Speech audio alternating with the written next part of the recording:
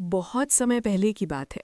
गंगा के तट के पास बसे एक छोटे से गांव में अनिरुद्ध नाम का एक युवक रहता था। उम्र कोई 25 वर्ष रही होगी, लेकिन उसके चेहरे पर उम्र से ज्यादा थकान और उदासी झलकती थी। गांव के लोग कहते थे, लड़का समझदार है पर हमेशा खोया खोया सा रहता है।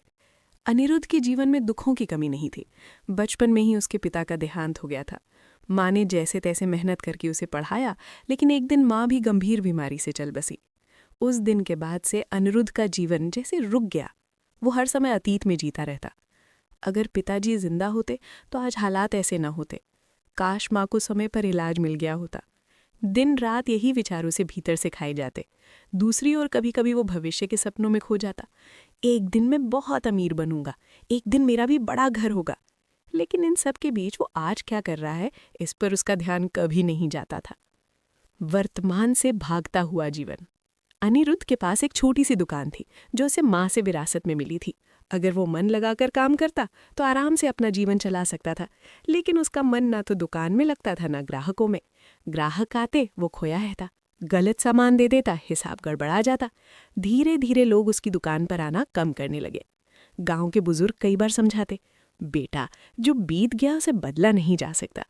लेकिन अनिरुद्ध सुनकर भी नहीं सुनता। रात को वो देर तक जागता रहता, कभी माँ की यादों में रोता, कभी भविष्य की चिंता में घबराता। नींद उससे दूर रहती, शांति तो जैसे उसके जीवन से गायब हो चुकी थी। एक अनजानी मुलाकात। एक दिन गांव में खबर फैली कि भगवान बुद्ध अपने शिष्यों के साथ पास के वन में ठहरे हैं। लोग उन्हें देखने सुनने जाने लगे। अनिरुद्ध का मन नहीं था जाने का। उसे लगता था, मेरे दुख कौन समझेगा, प्रवचन सुनने से क्या होगा। लेकिन उसी रात उसे सपना आया। उसने देखा कि वो अंधेरे में भटक रहा है और दूर कहीं एक दीपक जल रहा है। जैसे वो दीपक की ओर बढ़ता है, उसकी नींद खुल जाती है। अगली सुबह उसका मन अजीब तरह से बेचैन था। बिना ज्यादा सोचे वो भी बुद्ध के दर्शन को निकल पड़ा। बुद्ध के वचन। वन में एक विशाल पीपल का पेड़ था। उसके नीचे शांत मुद्रा में भगवान बुद्ध बैठे थे। उनके चेहरे पर ऐसी शांति थी जिसे देखकर ही मन हल्का होने लगा। कुछ देर बाद बुद्ध बोले, अतीत में मत उलझो, भविष्य के सपने मत देखो, वर्तमान पर ध्यान दो। ये शब्द अनिरुद्ध के दिल में जैसे उतर गए। उसे लगा मानो ये वचन सिर्फ उसी के लिए कहे गए हों। प्रवचन के बाद अनिरुद्ध ने साहस करके बुद्ध से प्रश्न किया, भगवान, मैं अतीत की यादों से निकल नहीं पाता और भविष्य की चिंता मुझे चैन नहीं लेने देती, मैं क्या करूं? बुद्ध मुस्कुराए और बोले, वत्स, तुम नदी को देखते हो? अनिरुद्ध ने सिर हिलाया। बुद्ध बोले, नदी कभी पीछे नहीं बहती और ना ही आगे रुककर सपने देखती है। वो बस बहती है इस क्षण में, यही उसका सौंदर्य है। वर्तमान का महत्व। बुद्ध ने आगे कहा, अतीत स्मृति है, भविष्य कल्पना है, लेकिन वर्तमान ही सत्य है।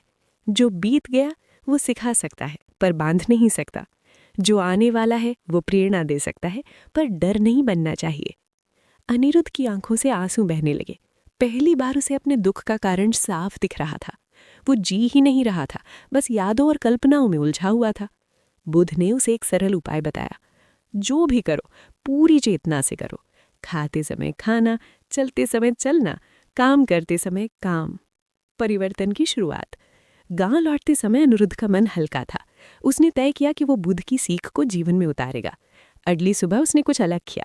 जब वो दुकान खोल रहा था तो उसने पहली बार ध्यान दिया, हवा की ठंडक, सूरज की रोशनी, पक्षियों की आवाज़। दुकान पर बैठे बैठे उसने सिर्फ दुकान पर ध्यान रखा। ग्राहक से बात करते समय ग्राहक पर, हिसाब देखते समय सिर्फ हिसाब पर। शुरुआत में उसका मन बार बार भटकता, लेकिन वो खुद को धीरे धीरे वापस वर्तमान में लाता। छोटे बदलाव, बड़ा असर। कुछ ही दिनों में बदलाव दिखने लगा।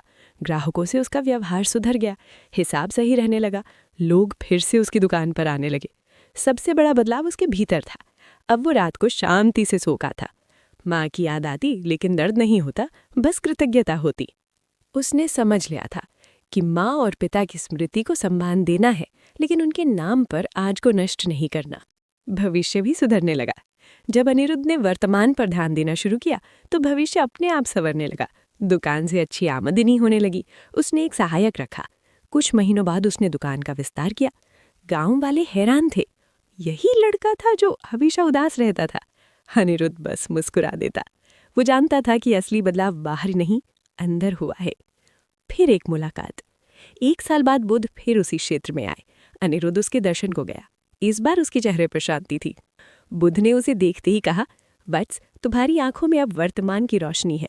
अनिरुद्ध ने झुककर प्रणाम किया और बोला, भगवान, आपने मुझे जीना सिखा दिया। बुध बोले, वत्स, मैंने कुछ नहीं दिया, तुमने जो था उसे पहचान लिया। कहानी की सीख। अनिरुद्ध समझ चुका था, अतीत को पकड़े रहना बोझ है, भविष्य की चिंता भय है, वर्तमान ही जीवन है।